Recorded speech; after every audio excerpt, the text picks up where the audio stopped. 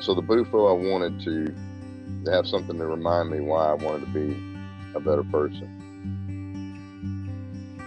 And because no matter what, no matter how much I loved my wife, no matter how much I wanted something else to happen, or this, that, and the other, I would always fall into, still do, fall into a place of childishness and selfishness.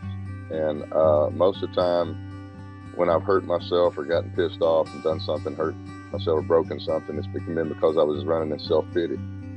I was being self-pitying because things didn't go my way.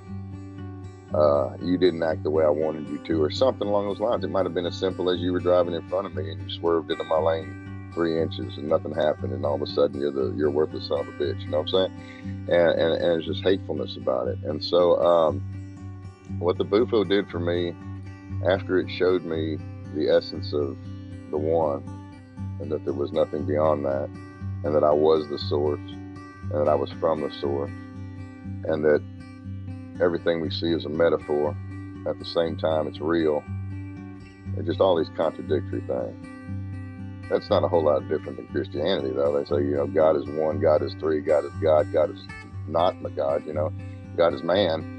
They contradictory affirmations. Well, in the Bufo, they really exist. And so when I came out of the experience, people criticize DMT and different quick experiences like this that last 20 minutes because there's no real lasting effect, they say, and you can't operate in it. Well, for me, the experience was profound and all, but it was just the beginning of any type of transformation I was going to go through, because it feels like when you get a full release dose of this stuff, and even smaller doses, but it's more profound in a full release dose, that it's like it sets your ego away from you. I like just using a metaphor and saying, it's like it takes my ego and puts it away like 30 steps or so. And then every day after the Bufo, the ego walks back in a few steps, and until it's totally reintegrated. And through that process, I'm more easily able to identify what the ego is. And that's because when the ego's way over there, all my selfish thoughts, all my selfish feelings, all my wondering about how I may look, or man boobs, or any of that stuff is removed. It's not an issue after the Bufo. It's like it doesn't have anything to do with me. I'm only here to help you. I'm only here to do things for you, type of stuff. And so if I watch that after the experience and I pay attention to it, then I can identify the aspects of the ego more easily. It's not that you want to kill and destroy your ego and have it gone. We need the ego because that's how you and I converse, and that's how we learn. And so slapping the shit out of it, though, is good to make it, to find out. I mean, seriously, I was so, and the apprehension of the Bufo gets so overwhelming, even though you've been in it so many times. It's like almost horrifying for no reason.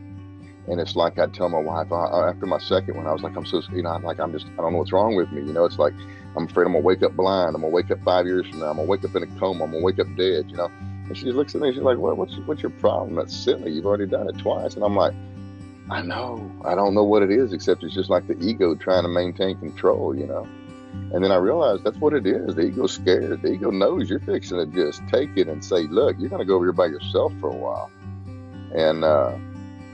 And I think it fights for it. So the apprehension is overwhelming, and it's because it's death, man. It's practicing death.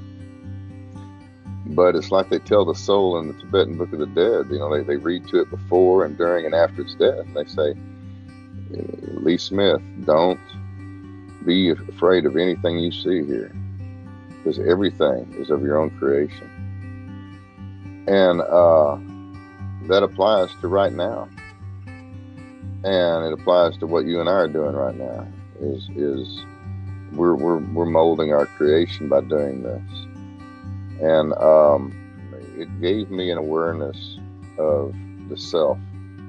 Alcoholics Anonymous spends their whole existence on focusing on self-will to try to eradicate it from the body.